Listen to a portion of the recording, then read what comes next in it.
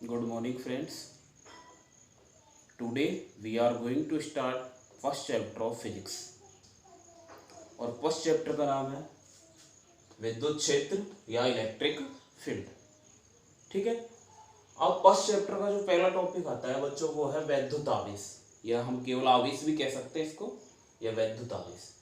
तो देखिए बच्चों, वैद्युत आवेश के विषय में सबसे पहले किसने बताया था? इसके विषय में सबसे पहले बताया था 600 ईस्वी पूर्व. कब बताया गया था? 600 ईसा पूर्व बताया गया था. एक यूनानी वैज्ञानिक थे, थेल्स. यूनानी वैज्ञानिक कौन से थे? थेल्स.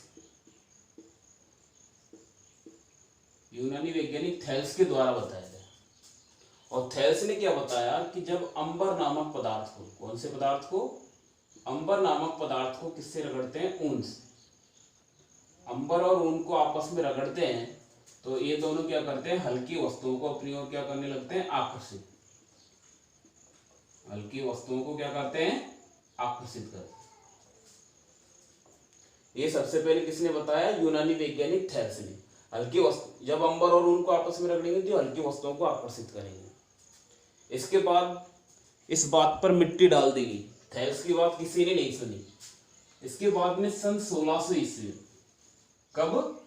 इसके बाद सन 1600 में, सन 1600 में एक और वैज्ञानिक हुए, गिलबर्ट. क्या नाम था? गिलबर्ट. गिलबर्ट ने क्या किया? ऊन और अंबर के अलावा अन्य बहुत सारे पदार्थ लिए उन्होंने. अन्य और पदार्थ लिए और पदार्थों को भी आपस में रगड़ा. और आपस में रगड़ने के बाद में देखा उसने कि वो जो अन्य पदार्थ है वो भी हल्की वस्तुओं को क्या करते हैं? आकर्षित करते हैं. अर्थात गिलबर्ट ने क्या समझाया कि केवल ऊन और अंबर में ये गुण नहीं पाया जाता है, अन्य पदार्थों को भी यदि हम आपस में रगड़ते हैं तो वो भी हल्की वस्तुओं को अपनी ओर क्या करते हैं? आकर्षित करते हैं. ठीक है.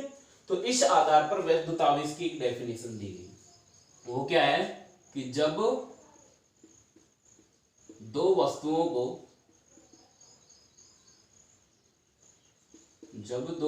को आपस में रगड़ते हैं, आपस में क्या करते हैं? रगड़ते हैं, तो उनमें हल्की वस्तुओं को अपनी ओर आकर्षित करने का क्या आ जाता है? गुण आ जाता है.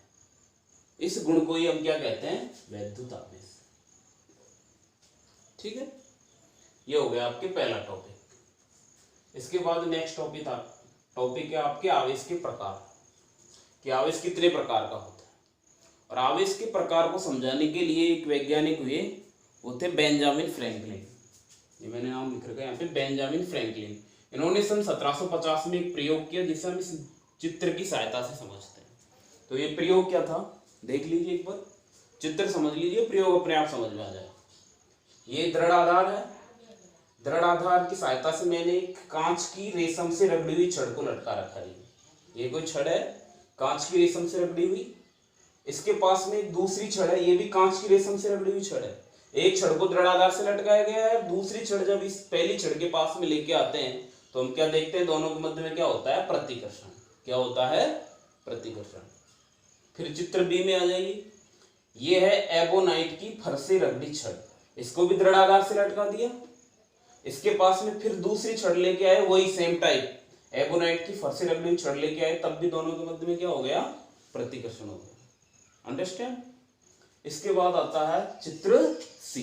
चित्र सी में दृढ़ आधार, और दृढ़ आधार से लटका रखी हमने पहली छड़ है कांच की रेशम से रगड़ी छड़, ये लटका दी. इसके पास फिर दूसरी छड़ लेके आते हैं हम एबोनाइट की फरसे रगड़ी छड़.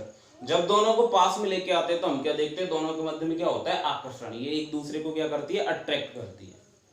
तो इस आधार पर बेंजामिन फ्रैंकलिन ने इस प्रयोग के आधार पर कुछ निष्कर्ष प्राप्त किए. उनमें पहला निष्कर्ष क्या है कि जब कांच की छड़ को रेशम से रगड़ते हैं, ये कांच की छड़ है जिसको रेशम से रगड़ा तो वो कैसी हो गई? धनावेशी. कैसी हो गई? धनावेशी. दूसरा एबोनाइट की छड़ को फर से रगड़ी. ये एबोनाइट की फर से रगड़ी छड़ है, यहाँ पे कौन सा आवेश है? इस पर ऋण. तो एबोनाइट की छड़ को फर से रगड़ते हैं तो वो कैसी हो जाती है, दूसरा निष्कर्ष ऋणावेशित। अंडरस्टैंड। तीसरा निष्कर्ष क्या है, अभी हमने देखा ये धनावेशित छड़, ये धनावेशित छड़, इनके मध्य क्या हो रहा है, प्रतिकर्षण। ये ऋणावेशित, ये भी ऋणावेशित, इनके मध्य प्रतिकर्षण। और ये कौन सी छड़ है, ये धनावेशित और ये ऋणावेशित, इनके मध्य में क्या हो रहा है, आकर्षण। ठीक है, तो क्या समझ में आया हमको कि ये समान प्रकृति की छड़ों के मध्य में क्या होता है, प्रतिकर्षण, और विपरीत आवेशित छड़ों के मध्य में क्या होता है, आकर्षण। ये तीसरा निष्कर्ष हो गया। नंबर 4, चौथा निष्कर्ष क्या है कि कोई भी अनावेशित वस्तु के, मान लीजिए कोई भी अनावेशित वस्तु है, मैं फॉर एग्जांपल ये पेन ले लेता हूं, मार्कर पेन, इसके जितने भाग को रगड़ा जाता है, मान लीजिए मैं इतने भाग को, केवल इधर वाले भाग को रगड़ रहा हूं, तो जितने भाग को रगड़ा जाता है उतना ही भाग आवेशित होता है, इधर का भाग आवेशित नहीं होगा। अंडरस्टैंड। इसके बाद अगला निष्कर्ष है, पांचवा निष्कर्ष क्या है, पांचवा निष्कर्ष ये है कि आवेश दो प्रकार के होते हैं और आवेशों में विभेद के इस गुण को आवेशों की ध्रुवता का गुण कहते हैं। आवेशों में विभेद होता है ना, एक धनावेश होता है एक ऋणावेश, तो आवेशों में विविधता के गुण को हम क्या कहते हैं, आवेशों की ध्रुवता। ठीक है, एक गुण है जब दो वस्तुओं को आपस में रगड़ा जाता है। अगला निष्कर्ष है, जब दो वस्तुओं को आपस में रगड़ा जाता है तो दोनों वस्तुओं पर परिमाण में समान किंतु विपरीत प्रकृति में आवेश स्थापित हो जाता है। मान लीजिए दो वस्तु हैं, एक वस्तु ये है ए और दूसरी वस्तु है बी, दोनों को हम आपस में रगड़ते हैं तो दोनों पर समान आवेश आएगा, लेकिन प्रकृति कैसी होगी, विपरीत। मान लीजिए इस पर है धनात्मक आवेश तो इस पर आ जाएगा ऋणात्मक आवेश, लेकिन आवेश का मान समान रहेगा। ठीक है, और जब इन दोनों को वापस हम संपर्क में लाते हैं तो ये दोनों कैसे हो जाएंगी, निरावेशित। दोनों कैसी हो जाएंगी, निरावेशित, मतलब आवेश इनका क्या हो जाएगा, समाप्त हो जाएगा। ये बेंजामिन फ्रैंकलिन के प्रयोग से प्राप्त निष्कर्ष हो गए 6 निष्कर्ष। पहला निष्कर्ष, कांच की छड़ को रेशम से रगड़ेंगे धनावेशित, एबोनाइट की छड़ को फर से रगड़ेंगे ऋणावेशित। तीसरा निष्कर्ष, समान आवेशित छड़ों के मध्य प्रतिकर्षण और विपरीत आवेशित छड़ों के मध्य आकर्षण। चौथा निष्कर्ष क्या है, चौथा निष्कर्ष ये है हमारा कि जो रेशम से रगड़ी हुई छड़ है और एबोनाइट से रगड़ी हुई छड़ है, इन छड़ों के जितने भाग को हम रगड़ते हैं, मान लीजिए ये छड़ है, ठीक है, इसके आधे भाग को रगड़ा तो आधा भाग ही क्या होगा, आवेशित होगा, बाकी का आधा भाग आवेशित नहीं होगा।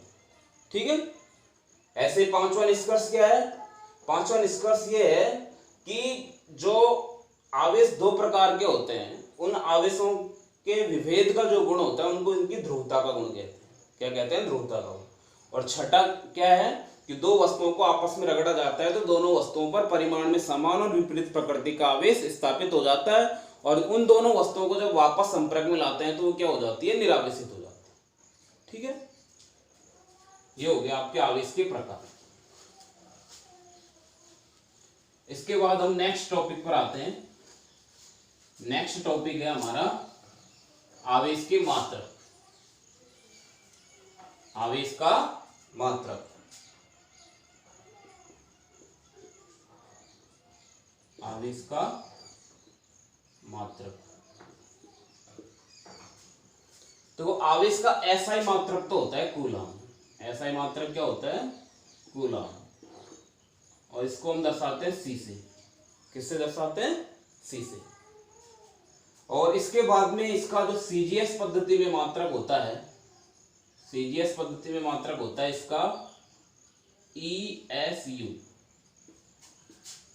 इलेक्ट्रो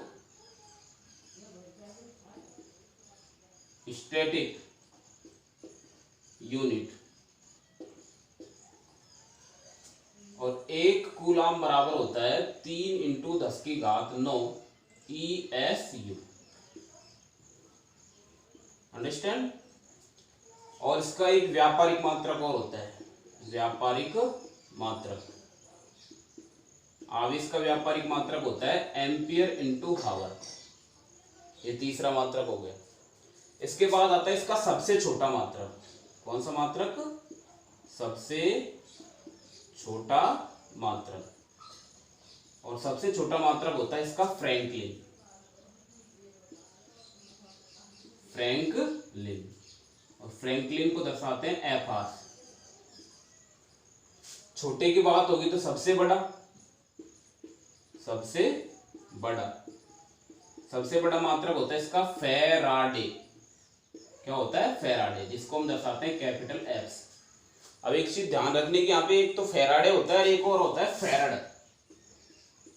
फेराड और फैराडे दोनों अलग अलग मात्रक है। फैराडे है आवेशकार, फेराड होता है धारिता, जो कि हम नेक्स्ट चैप्टर में पढ़ेंगे, 3rd चैप्टर में। हाँ, और एक F बराबर, एक फेराड बराबर होता है 96500 कूलम। एक फेराड में कितने कूलम आवेश होते हैं? ठीक है, तो ये हो गया आपके आवेश के मात्रकों की बात। इसमें फिर एक चीज और आती है आपके विमीय सूत्र। आवेश का कौन सा सूत्र? विमीय सूत्र।